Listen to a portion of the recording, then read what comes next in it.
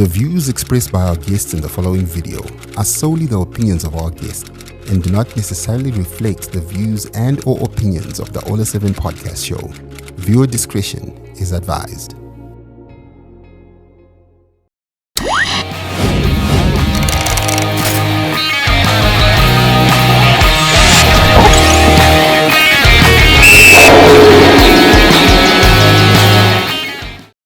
Hello and welcome to the Spotlighter with Yvonne Mangunda. And as usual, we bring you a big sporting personality to talk about their journey and hear where they've been, where they started, and what they see in the future.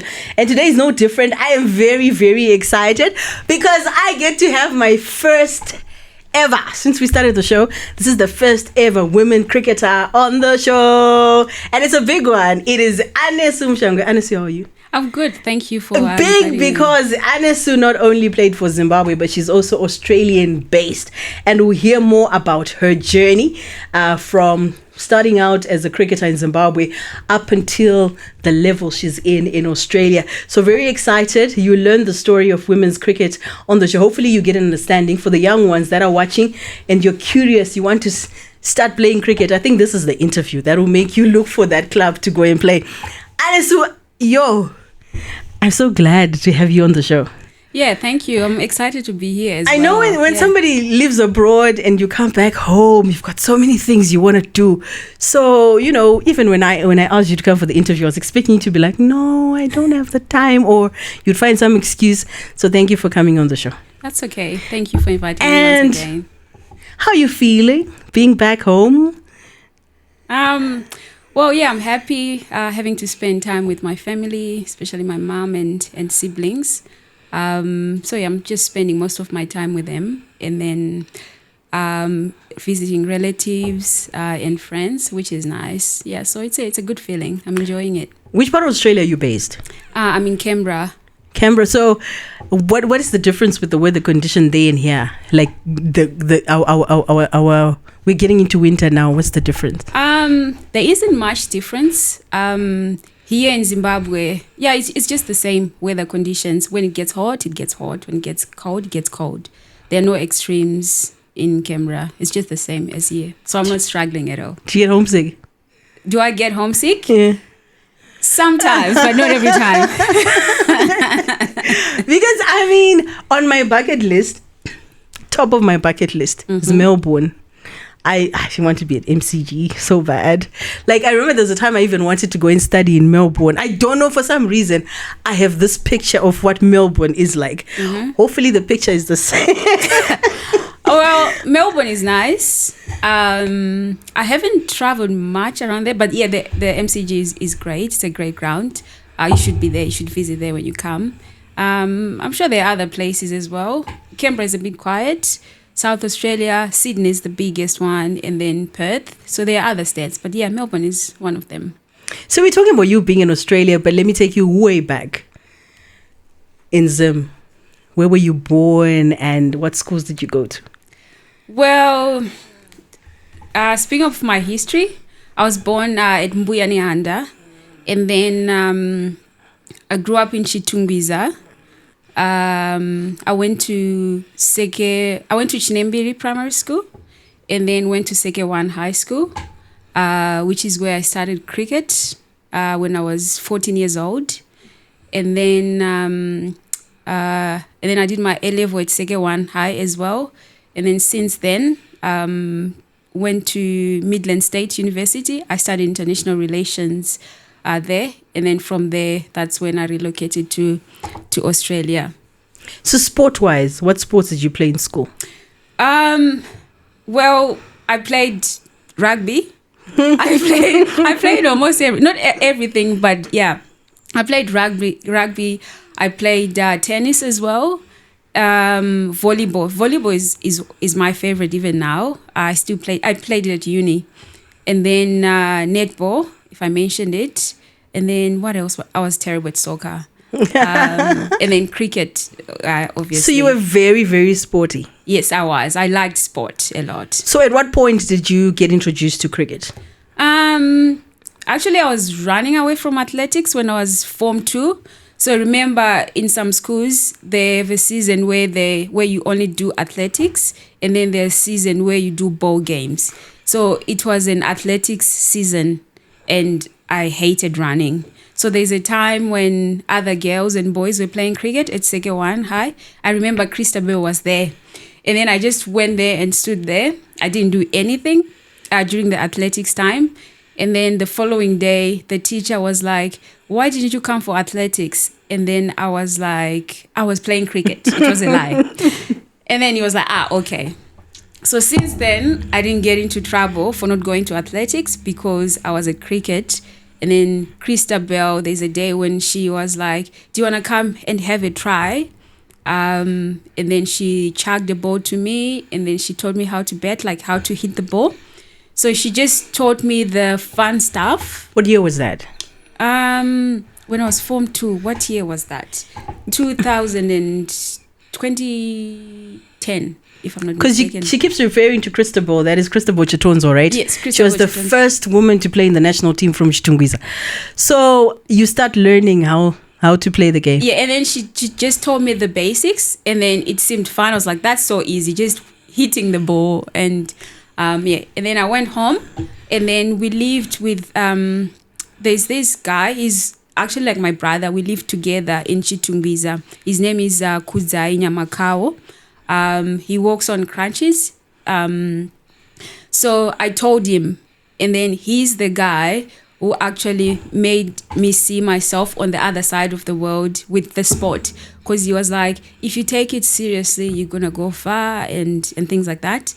And then he started teaching me at the backyard. So he couldn't walk. So you could just tell me how to bowl, how to bat, just instructions.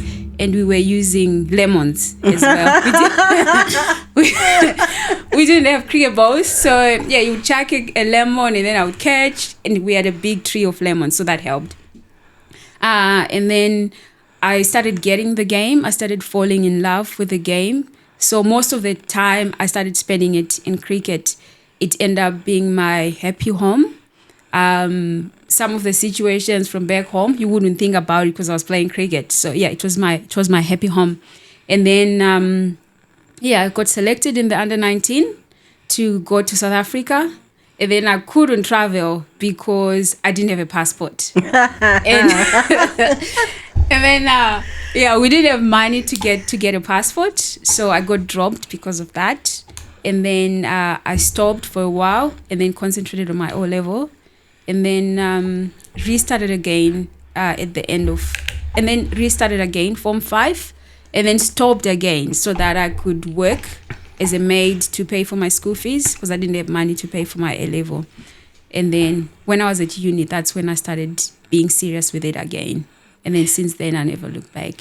But there's a bit of perseverance, there's a bit of guidance in the story you said so far, because you talk about this guy who helped you in the backyard and gave you the bigger picture that you could explore the world through the sport. Yes. And then you talk about not having money. Yeah.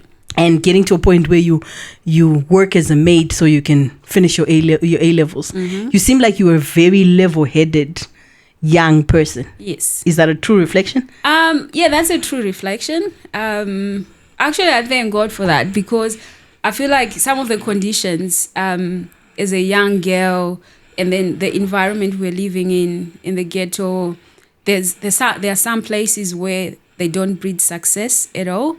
So I just grew up like that, being responsible. And I think my uncle raised me well as well on that part, where you be responsible, and then just things like that that's just happen in the end. So if I'm watching and you talk about these circumstances. Yeah.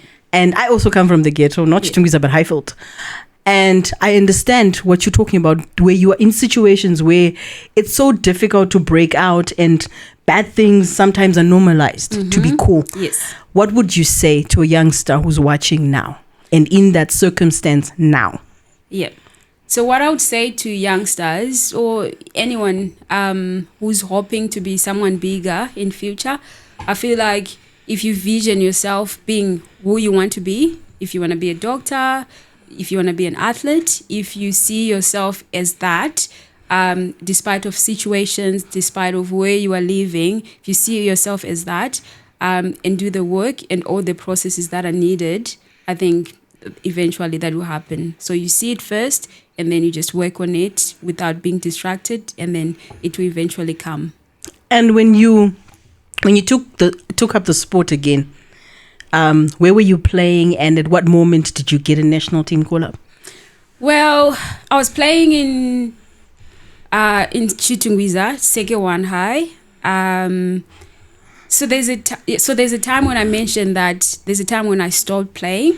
So some of the coaches knew me, so they remembered that, oh, there's a girl called Anesu Mushangwe, where she, things like that. Then they started searching for me again. I was asked to come for trainings, invited to camps again. And then I remember there was a Sri Lanka tour. I don't remember the year. There was a Sri Lanka tour. And then before that, I was like, I just want to go there. But at that stage, I wasn't quite ready. So I worked hard for that. I was spending most of my time in the nets betting. I wasn't a good bowler by that time. I was okay. And then, I worked hard and then got selected into the Sri Lankan tour. I didn't play any game. It was like a global qualifier. Yeah, I remember that. It was a global qualifier. I didn't play a game. I remember spending most of the nights crying because I wanted to play. But I went there for experience. But that time I couldn't understand because I was a kid. But now I'm understanding it. I just went there for experience. But since then, I was like, I am never going to sit on the bench again in the Sri Lankan tour. And then since then, I started being a regular in the team. And you are playing the sport, but you've also taken time to get an education. So at that moment, were you sure of where you were taking yourself in terms of career-wise in cricket? Because we're talking of an era where, unlike now, where players are contracted and all they do is play cricket and get paid for it. Yes, it wasn't the same back then. Yes, it wasn't the same back then. So for me, I wasn't sure if I wanted to be a professional cricketer at that stage. All I knew was I want to finish my A level, and then have a degree. And what I wanted to do after, I didn't know. I just wanted to have a degree, be someone learned. That's what I really wanted. That's what made me pursue education. And then when cricket started happening, then I started focusing more on cricket. Yeah, so I was just interested in school. So outside cricket, where did you work? Where did you ever have a job aligned to what you'd done, international relations? Well, not yet. But actually, at the moment, I'm doing an internship in Australia at the Cricket ACT. I'm in the Infrastructure and Government Relations Department. So, yeah, that's kind of related. So we'll be negotiating with the government on how to make projects, cricket projects, facilities, just making some negotiations with that. I find it so exciting when I speak to sports people that are learned, because there's always that myth, especially in Zimbabwe, towards sporting people. Yes. To just think with and all that stuff. And it's very refreshing when you see this side where you're an athlete, you're doing well, but you're still pursuing and you're still continuing to get an education. Yeah. So how did the move to Australia come about, and at what point in your career? It was November 2019. I was just looking for a club. Yeah, I was at uni. It was my last year at MSU. And then I thought to myself, what am I going to do after this degree? And then I realized I just couldn't see myself working in the office or doing any other job in that with that degree. But I could see myself on the other side of the world with cricket as well. So I started searching for cricket clubs in England, Australia, and then in other countries. And then I got one in England. From England, then I went to Australia same year, 2019. And then went to Australia 2019. I only played club cricket for 6 months, and then came back to Zimbabwe. And then I remember I went to the Namibian tour and then went back again to Australia, and then COVID hit. So I didn't have a way out of the country at that time because of the COVID restrictions. So I just continued to train, to play, and then seeing other opportunities there. And then I started pursuing other stuff there. And then I'll say to myself, what if I play professional cricket here as well? I worked on that, and then eventually things started happening, got called up to play professional cricket there, and then, started playing there. I love how you're simplifying it, and it's such a difficult journey. But you're like, the person who's watching, they're like, it is hard, guys, to get to the places she's gone to. And let's talk about the places you've gone to. Mm-hmm. Let's talk about the levels you've played in Australia. In Australia. Okay. So I started playing. Okay, when I went to Australia, I started playing second grade. It's not a good. It doesn't have good competition. So the team that took me, they said they wanted to be upgraded to an A grade team. That's why they took me. And then that year we won, and then we got upgraded. So the next year, 2020, I started playing first grade cricket. So I played first grade cricket for 2 years. And then I remember my first time getting called for some trials for the professional level. I went with some of my ego, saying, I can do this. I'm an international player in a test-playing nation. Yes.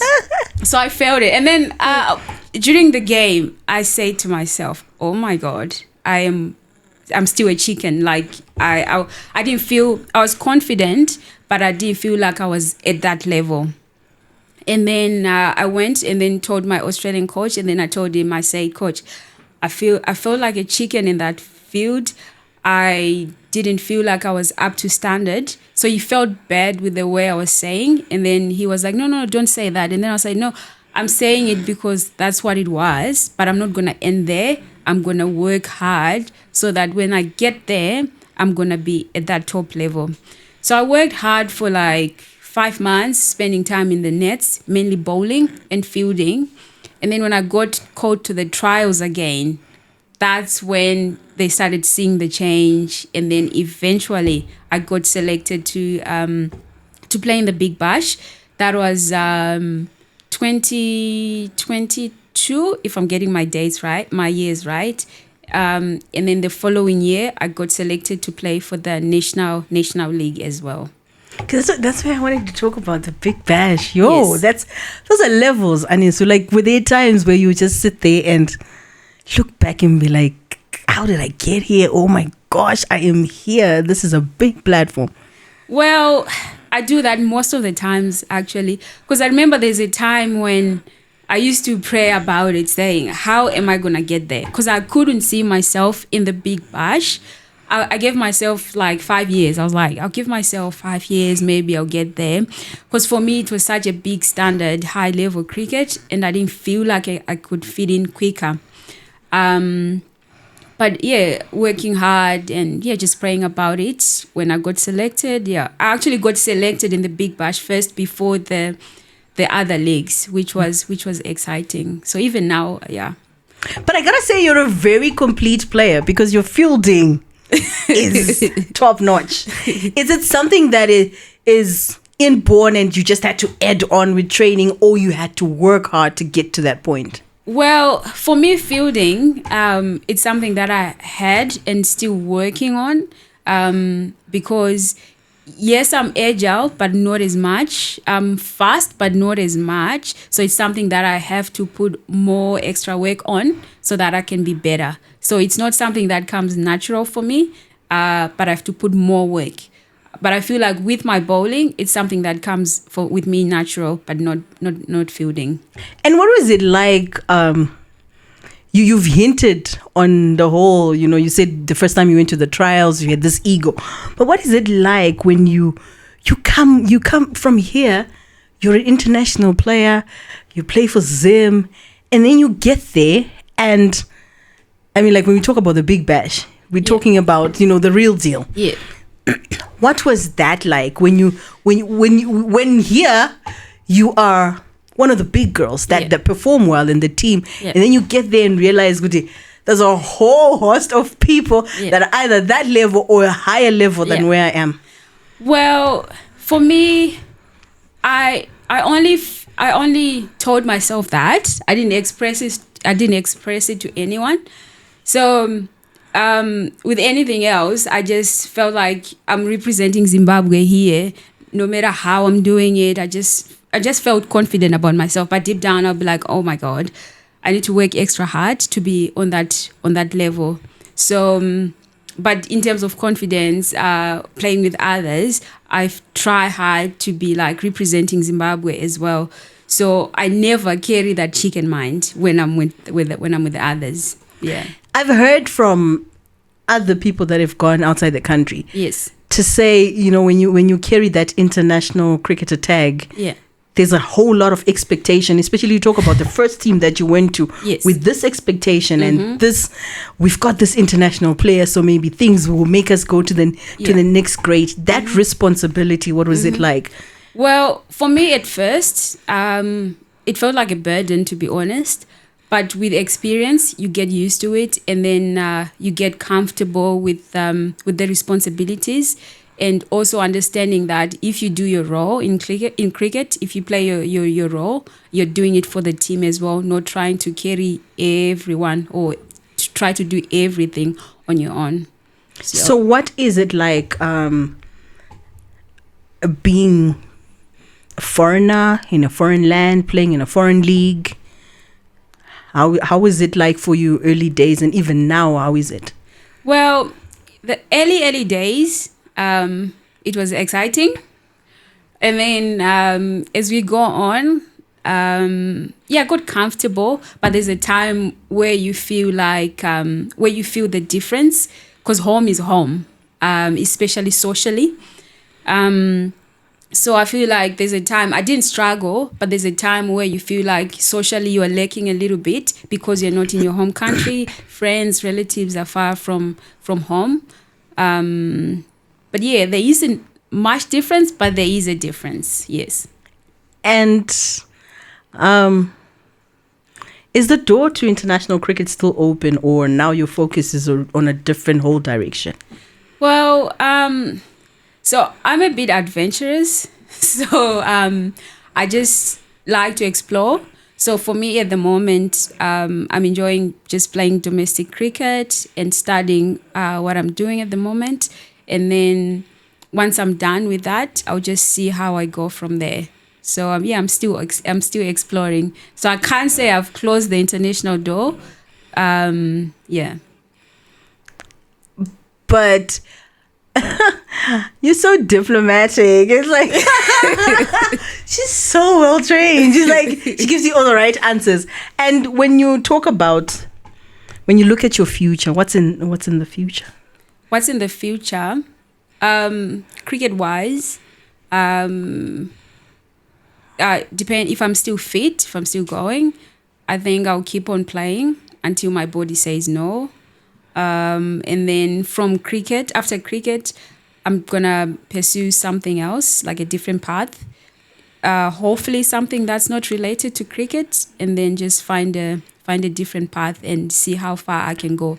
It might be in business, it might be in politics. Who knows? I might be the president, but maybe not. But I'm thinking, won't it be like a big change? Like, won't you miss being on the pitch? Won't you miss being on the bus? Won't you miss being being with the team? Because you've been in a national team changing room, in a team changing room. I've been in a national team changing room. And I feel like it's something that if I was a player, I would probably miss and want to still have that. And you can still have that maybe if you're still in the setup, because you talk about totally divorcing yourself from the game after you're done. Well, like I said before, I'm a bit adventurous. Like I like to explore. I don't want to limit myself. So I feel like I've played cricket not for the rest of, like, for most of my life, but yeah, I've played enough years with cricket, so I feel like after playing cricket, I'll try to pursue something different as well. I feel like you already know I feel like like you're not gonna be in cricket. You're like, okay, fine, I'm gonna do this. And approximately how many years do you think you still have? I feel like I have 5 more years in me, and then after 5 years we can reassess. Because in terms of fitness, I feel like I'm at the fittest at the moment. So if I stay like this, I'll give myself 5 years, and then I can reassess from there. I had a shock because the last time I saw you, we were in Namibia. This is what, 2021? 2021. Yes. And you just seem like you've worked. Yes. You worked. You look your fittest. Like, I'm guessing it also reflects on the pitch because there's a lot of work that happens behind the scenes. And how much time does it take? Like, ordinarily, what's your normal training day like? So what's my normal training day like? So when it's off season, we only do running and gym, and then you do skills at your own time if you want to. So in the morning, personally, without mentioning others, personally, I go to the gym around probably 5:30 or 6 a.m. in the morning. And then from there, I go for a run. I'll go just over 5Ks or just under. And then my day will start from there. And then when it's and then I do that 4 times a week. And then when it's during the season, it's the same thing. We go to the gym in the morning and then run. And then we do skills the rest of the day till like 4 p.m. So that's how our day is structured. And then in terms of me changing my structure, I worked on my fitness, on my diet as well. And it worked. It was just more running, more gym, and then changing the diet. Was it an individual choice where you felt like this is what I want to do, or it was demands because of the level in which you are accelerating? It was a bit of both. Because there's a time when I saw myself in the mirror, I was like, I am not happy with what I'm seeing in the mirror. And then I also thought that if I want to extend my career for the next 5+ years, if I stay like this because of injuries or even abilities, I might struggle. So, and then with the level that we are playing as well, to be competitive, you have to be fit, you have to be up to standard as well. So it was just me having those hard questions, those tough questions with myself. And then, I worked on it. Cricket is a team sport. Yes. But it's an individual sport at the same time. How much does discipline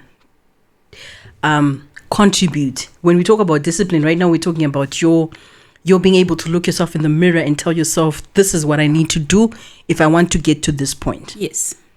So, it takes a lot of effort. I mean, it comes from those little habits where you just tell yourself, I'm going to do this, or let's say you tell yourself, I'm going to wake up at 5 a.m. and then you don't. You wake up maybe at 9 a.m. That's how discipline starts. So if you say you're waking up at 5 a.m. to run, you have to do it. If you tell yourself you're going to do this, then do it.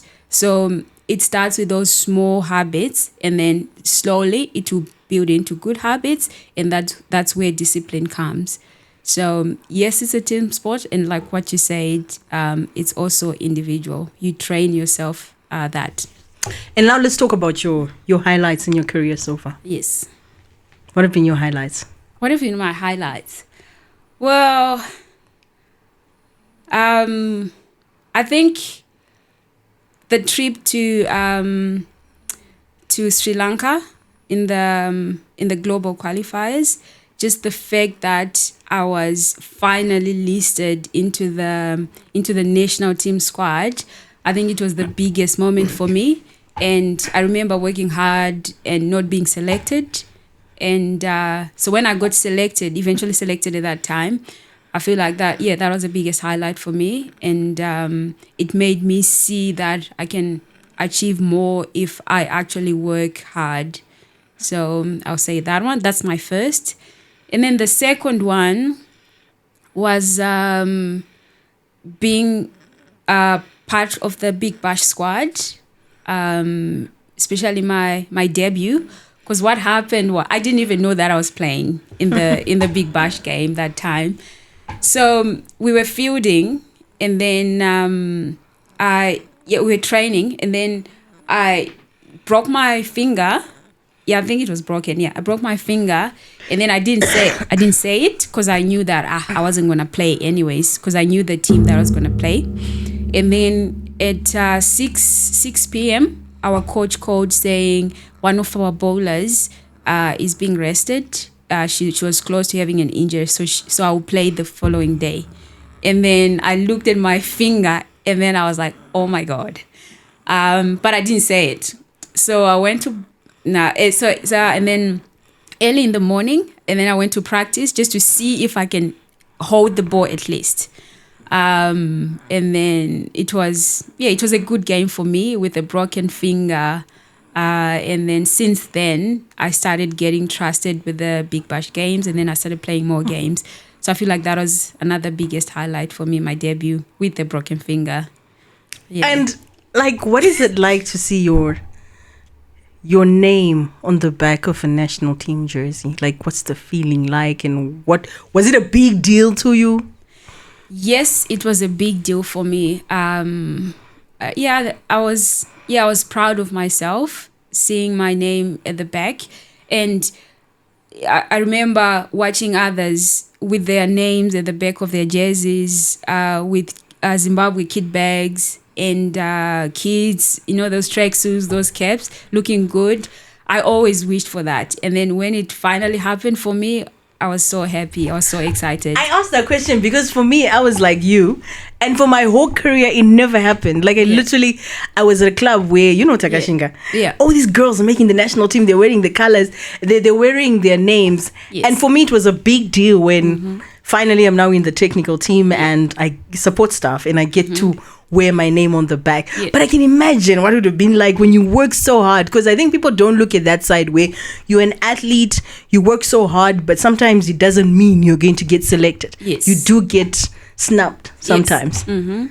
And how did you take rejection? What sort of a person are you naturally in the game and outside?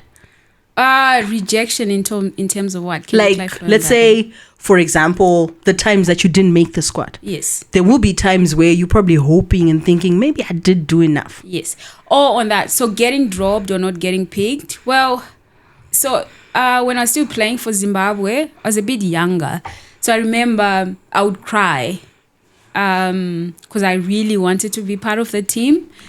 And then I would cry, I would be sad, but I don't remember being, sometimes some players, some get jealous and then some have attitude towards other players. I don't remember doing that. And then now it still happens where you get dropped 1 or 2 games. So I'm starting to understand that it happens, and also being true to yourself as well. And remember when I say having those hard conversations with yourself, that if you get dropped, it means that your value is not enough. So what are you going to do? You have to work harder, increase your value, and then don't give them an excuse to drop you. So if there's an excuse to drop you, then you still need to work hard. And you've already answered my next question, because I was going to ask you that thing to say, how easy is it to have that conversation with yourself where you can be able to actually reflect on the team and see the person who's taking your spot and think, but she's done better. Yes. Like, as an athlete, I find some people struggle with that. Yes. To just accept, a better person was picked. Yes. And I feel like, it's having those hard questions. I remember there's a game, because I think there's a last Big Bash we played. I played all the games. And then this last Big Bash, I got dropped for 2 games. And there's a game where I was a bit expensive with my bowling, and then I got dropped because they wanted more pace bowlers, because the wicket suited more fast bowlers as well, which I understood. But on that note, I wasn't angry, frustrated, but that's where I went back. I went back to have those conversations with myself again, that yes, they wanted fast bowlers, but if my house was in order, and if I'd done enough not to be dropped, they would have dropped someone else. And then I just worked on what I needed to work on, and then the following games I played them all, and then I did well. And talking about spin, were you always a spinner? Like early on in your career, did you have other options, or you just from day one knew maybe this is what I want to try out? Well, actually, I can't say fast because it wasn't fast bowling. I can't say medium. It wasn't even. It wasn't that quick. When you're not fast, you're not medium. I was just sim up. I would say sim up. And with my height, the ball wasn't bouncing as well. And then I remember I was bowling to Christabel. I was bowling to Christabel at Harare Sports Club. And then she was just hitting me all over. She didn't even respect me. I actually thank her for that. She didn't respect me in the nets that day. And then we were going back to the house in Newlands, and then where we were camping. And then I told her in the bus, I was like, Christabel, I think I'm going to change my bowling. I'm going to bowl spin. And then she was like, what? And then I was like, I didn't like the way you were betting against me. And I don't think I'm going to go anywhere with this type of bowling. And then she said, so what do you want to bowl? And then I said, leg spin. And then she was like, do you know that leg spin is hard? And then I was like, I'll find a way. And then since then, there's a guy called Simon. I don't remember his last name. Simon. He was a leg spinner from Glenville. I went to search for him.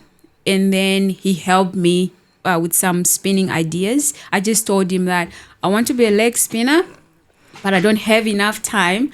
I want to be in the team. So anything that can make me land the ball, that would be enough.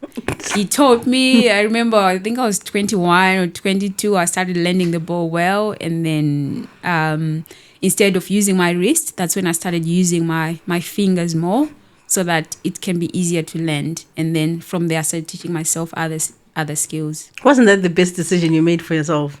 Yeah, I feel like it was the best decision. But some people, other critics will be like, no, you need to keep on working with that. Eventually, it will happen. But if you don't have pace, you don't have pace. Yes. Long ago. With my height, it wasn't going to work. And also, I think with the height as well. Yes. If you're not going to get bounce and you don't have pace. I didn't have anything. And it's just... Yeah. So now that history of my sim up is helping me with spin, because I have some variations where I can bowl sim up, I can bowl pace as well when I'm bowling spin. So that's helping me now. Yeah. And we've spoken about your highlights. Let's talk about, have you had any low moments? Any low moments? Yeah, in your career. Well, yes, I had. That's in 2020 and 2021. There's a time I applied for a visa in Australia so with that visa, I had to work and do anything else. So the current visa I had, I couldn't work. It had so many restrictions. So it took me 2 years to be able to work or to be selected in any professional teams. So like I was in Australia, I wanted to play cricket at a high level and I wanted to explore as well whilst I was there. But even though I did well, I couldn't be picked. I couldn't be tried because I didn't have the paperwork. So for 2 years, I just felt like I was working for nothing. I was doing well for nothing. So I had the results, but there was no reward. So I remember there's a time when I got selected to play for the National League, to play for South Australia. And then I didn't have enough paperwork because things were slowing down because of COVID as well. So I didn't have enough paperwork. And then, so they tried to sort it out, the South Australia. And then they tried to sort it out. And then they told me that it looks like there is hope. And then we prepared for the game. I think, let's say it was like Thursday. And then there was a game on Friday. So Thursday, we actually prepared that I was playing on Friday. So I was excited that I was going to debut on Friday for South Australia. It was a big thing.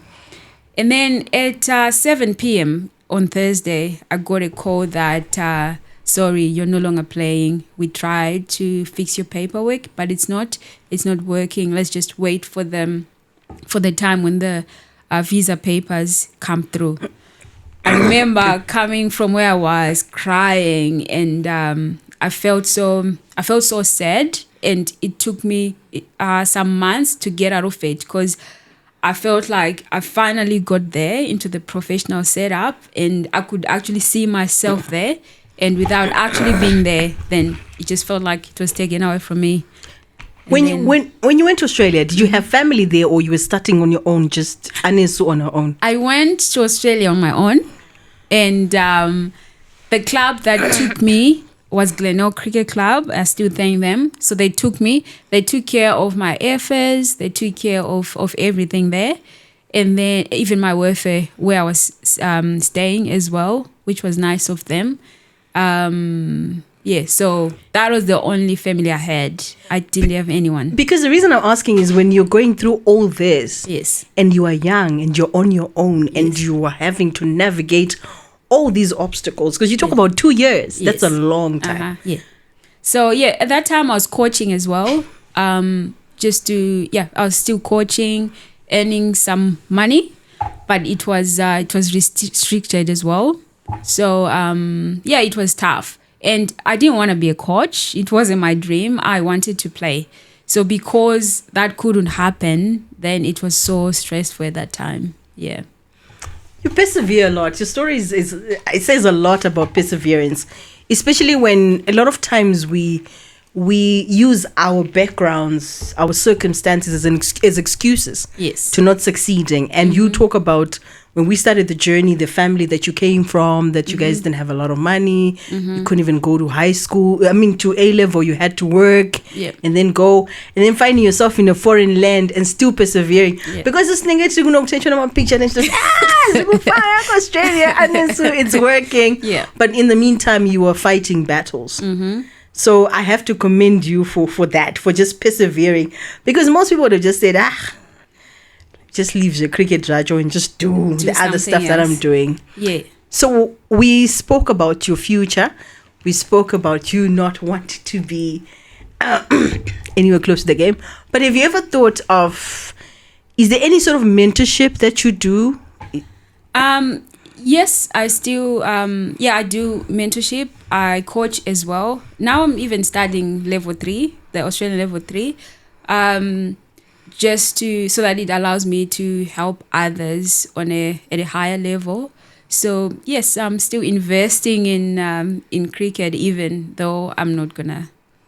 Because I feel like we need your very quiet perseverance, because you're very confident. Yes. But in a very subtle and ladylike way. Thank you. And it's something that a lot of our, especially young cricketers that are coming, can learn from. Because when you look at people that are succeeding, you automatically think it's easy. I just have talent.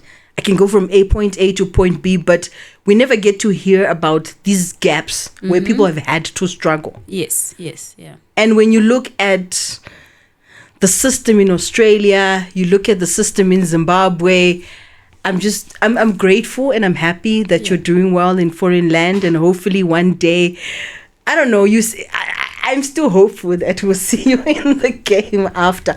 But I saw your post during this period of you giving bats to young people. Talk to me about that. Well, it was just it's just something that I thought when I was planning to come back home.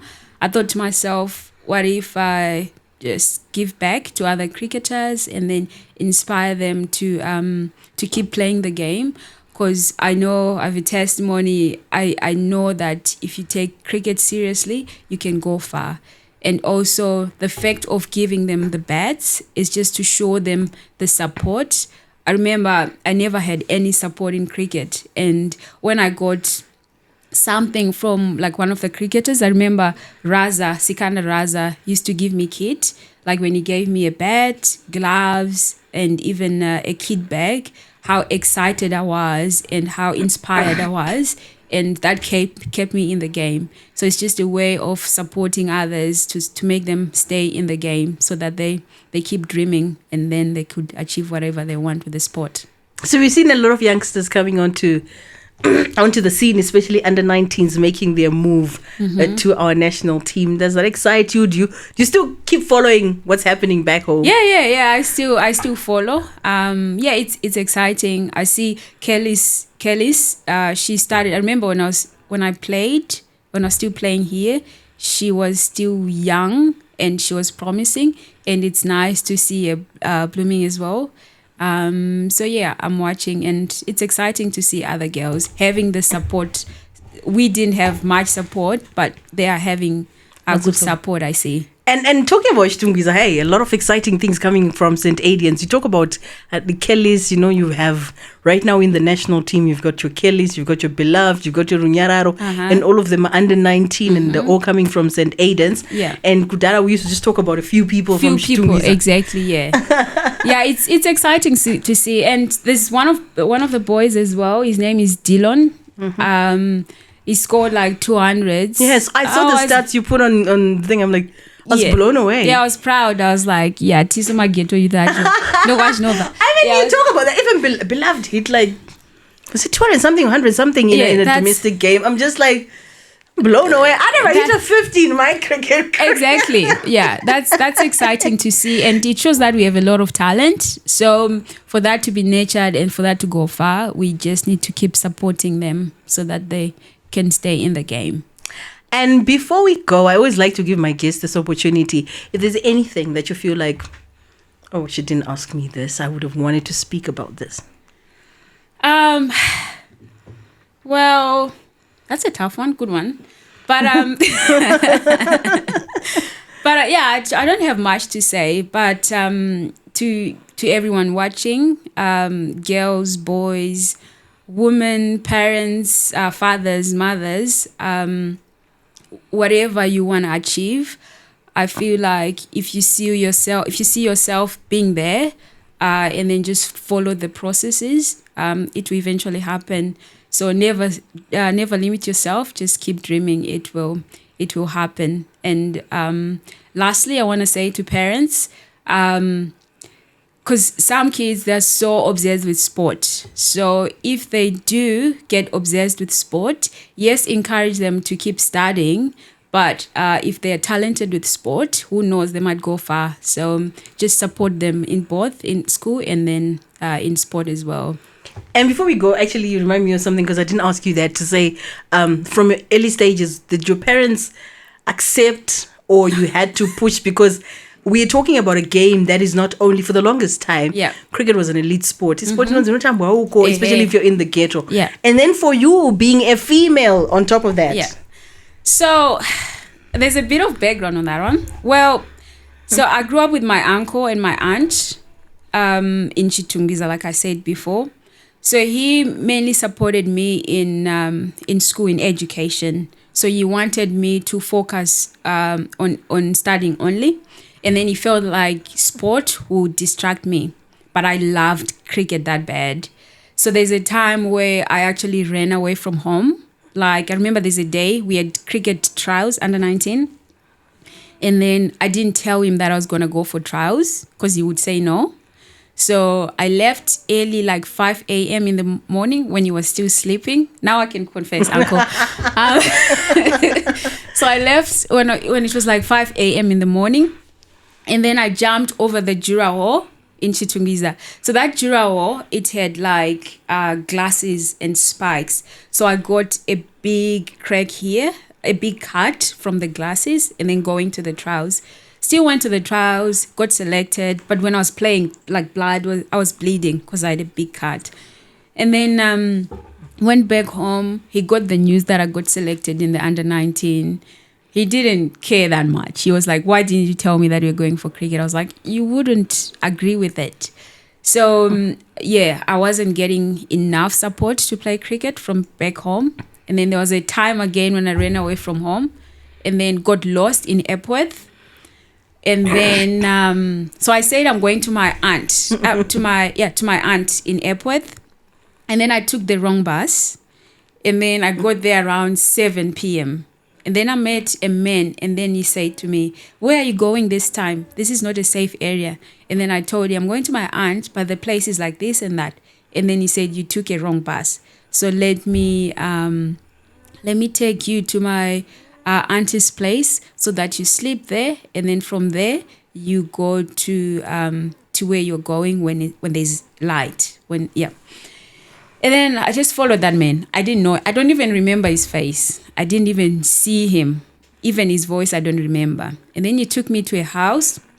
I remember there were 2 ladies, but I didn't even see their faces because there's no electricity in Epworth. It was all darkness. They gave me food and everything. And then they gave me where to sleep. Nothing happened, fortunately. And then the following day, I bathed, and then they gave me bus fare. I didn't even have bus fare. I don't know. And then they were like, "Oh, just in case you need something," they gave me like $2. And then she said, "Just go and find your aunt and have a safe travel." And then I went into the city, and then I think went to OH or Alex, went to play my cricket game. No one knew what I went through. Like I ran away from home, got lost, and got into something else. And then told my uncle, he thought I was lying. He just said, "Nah, he just wanted to go to cricket." So that's how I tried hard to stay in the game. So I say to all the parents, if your kid wants to play sport, you better support them. I think it's better to support, because I'm like trying to imagine all the bad things that could have happened to you. Yes, especially in that area, because that man that helped me was like, people are being raped here, people are being killed, there's a lot of sorcery going on, things like that. And he just said, "Follow me," and then I followed. You could have one of your parts could have been used in a ritual, or you could have been raped, or I wouldn't have been here. I wouldn't have been here. So, like, I went too far just to be at a cricket ground. So after you made this and all that, what did your uncle say now? My uncle said, "I am so proud of her, and I never knew that it would take you this far." And as a guardian, I feel like he was doing the right thing, because as a girl, girls do a lot of things, especially teenagers. So he was just trying to protect me from that. But I also think it's easier now for the young girls that are coming up, because they're examples of people they can say, "Look, these people are doing A, B, C, D." But back then, we didn't have a lot of those examples of girls actually really making it on an international platform, or even in the domestic game being able to say, you can actually earn this. I can play cricket and make more money than maybe somebody who's in an office. Yes. That's right. At that time, some of my role model, I remember in the girls, was Christabel. She was the only one I remember. She was always there for me. And I just wanted to be like her most of the times. So, but there weren't plenty, like what you said. But now it's different. Now I can imagine some young girl watching this and wanting to be like you, from Chitungwiza all the way to Australia. It's such a good story. I'm so glad I had you on the show, and so glad to just hear everything from the positives, the obstacles, everything. Because I think if you're watching, what you learn is perseverance, wanting what you've wanted and knowing what you wanted, and having to work to prove that it was worth it. Yes. So all the best in the remaining years of a career and the after career part. But I'm hoping that we'll get to see a lot of you performing well, representing us well on the international stage, and all the best in Australia. Thank you so much. I also hope you have a good one, the remainder of your time here in Zim. Yeah, we have a good one. Thank you so much. Thank you for being on the show, and thank you very much, all the way from Chitungwiza, and now playing in the big leagues in Australia. Anesu Mushangwe just giving us a bit of her story. Obviously, there are many other layers, but I'm just glad that you were able to give us an insight into what you've gone through. Until the next time we bring you another sporting personality. Goodbye.